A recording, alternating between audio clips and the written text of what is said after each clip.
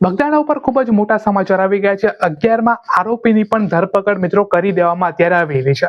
બગદાણાની આપણે વાત કરીએ તો બગદાણા કેસમાં આપણને દિવસે ને દિવસે હવે નવા સમાચાર આપણને રોજ જોવા મળે છે અને આ વખતે 11મા આરોપીની પણ મિત્રો ધરપકડ કરી દેવામાં આવી છે।